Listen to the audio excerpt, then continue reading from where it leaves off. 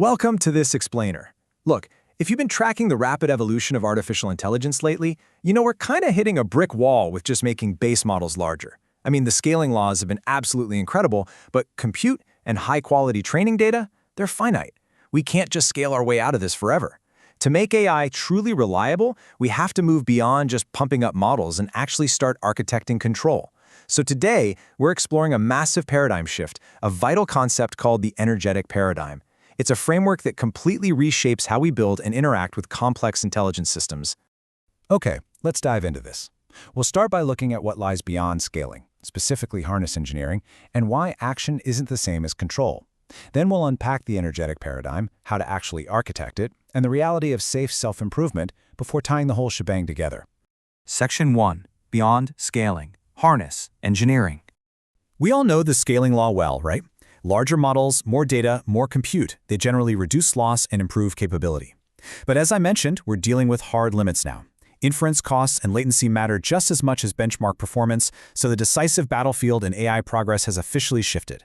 It's no longer just about the base model, it's about the system that surrounds it. To actually be useful in the real world, a bare model needs an operating environment. We call this a harness. A serious, robust harness handles task decomposition, context management, tool use, memory, verification, and rollback logic. Think of it like an operating system. It gives the AI the ability to pause, inspect its own errors, and resume after an interruption. Section 2. Action is not control.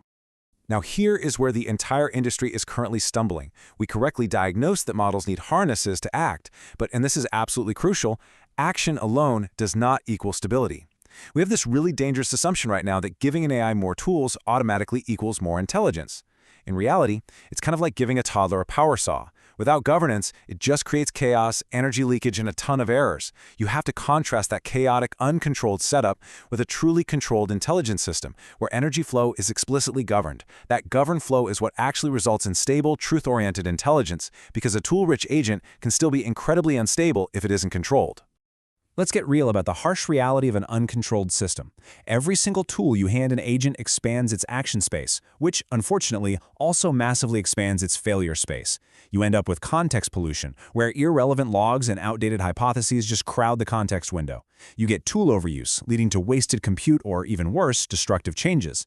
Then there's reward hacking, where the AI simply learns to game the system, optimizing for unit tests rather than delivering actual task value. And perhaps most alarmingly, you get broken abstraction boundaries. This can lead to unsafe self-modification, where the AI alters its own operating rules. Nobody wants that. Section 3. The energetic paradigm, or EP. So how do we fix these critical leaks? Well, we need a definitive control layer sitting above the model and its harness. Let's define this clearly. The energetic paradigm is a control architecture that treats AI as a constrained energy flow system. We're stripping away the jargon and the sci-fi fantasy here. Under EP, goals create the gradients that pull the system forward. Tools create the constrained action paths to get there. Memory stores the state, and evaluation closes the loop. It forces the whole system to treat intelligence as disciplined energy flow rather than just unguided, chaotic computation. Now, what's really interesting about this concept is how it flips our whole perspective. By supplying this missing control layer, EP turns basic, flimsy engineering wrappers into a truly disciplined architecture. The system is no longer just a loose bucket of tools.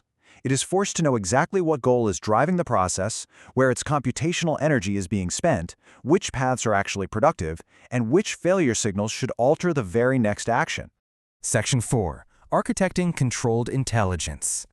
Okay, the theory sounds great, but how do we practically reconstruct a messy harness into this controlled system? Well, a normal harness often just muddles its processes together, right? The model gets a prompt, uses some tools, spits out an output. ESP structurally organizes this system by explicitly separating 5 distinct control variables. First, you have the goal, which is the exact target state. Then the path, or the sequence of actions. Next is the cost, which maps the compute and context load. Then the constraint, enforcing safe boundaries and reversibility. And finally, verification, demanding actual, solid evidence of the target state. Separating these totally prevents layer confusion. It stops the system from mistaking a mere tool call for actual verified progress. The real power here is how this maps directly to systems engineering. Let's walk through common chaotic harness problems and look at their precise, stabilizing EP solutions. Take context overload. Without EP, The model just drowns in irrelevant state. The EP solution? It explicitly separates active constraints from expired info. Next up, tool overuse. This happens because having more tools just naturally creates more drift. EP fixes this by strictly scoring tool use against its computational cost and its reversibility. And finally, failure repetition, where agents just keep rediscovering the exact same dead ends. EP actively stores structured diagnostic memory to prevent repeating those identical mistakes. I really want to emphasize this point because it's a game changer. Under the energetic paradigm, failure is absolutely not waste. It is a vital diagnostic signal that maps the shape of the search space. Instead of just dumping errors into the context window as narrative clutter, failures are structured as true diagnostic assets.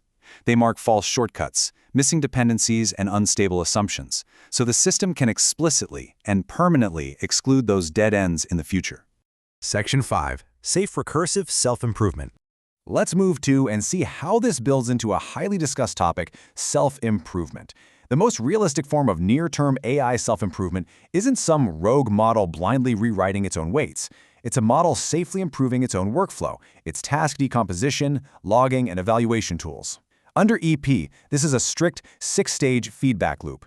We run the harness, trace the full reasoning trajectory, diagnose exactly where energy was wasted, propose a bounded patch to the workflow, verify it on held-out cases, and crucially, govern the change. The system only accepts the patch if it improves the target without damaging boundaries or long-term maintainability. This is how you ensure self-improvement without uncontrolled self-modification. To really ground this, think about AI research agents. In an uncontrolled harness, the agent optimizes for what we call paper production. It basically learns to write fluent, paper-shaped documents with positive-looking results.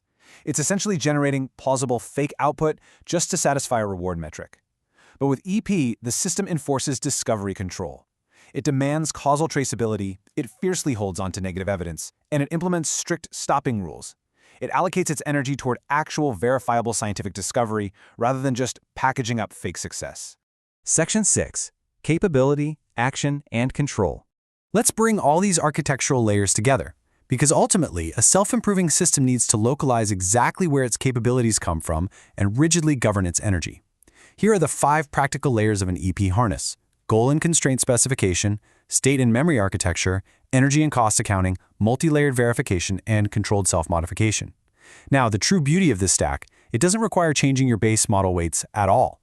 You can implement these gradually. They exist simply to make the system's energy flow completely visible, accountable, and verifiable at every single step.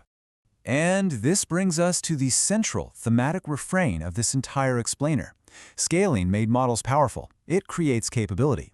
Harness engineering makes models actionable. It creates action. But the energetic paradigm? The energetic paradigm makes actionable models controllable. Capability and action, no matter how incredibly advanced they get, are ultimately fragile and even dangerous without the systemic governance provided by EP. So I'll leave you with this final provocative thought. When you build or interact with your next AI agent, are you just going to give it more tools and hope for the best? Or will you architect a system to actually control its energy? The future of AI isn't just about massive size or overly complex frameworks. It's about stability, verification, and truly controlled intelligence. Thanks so much for joining me for this explainer. I really hope it reshapes how you think about our AI future. Keep learning and keep asking the right questions.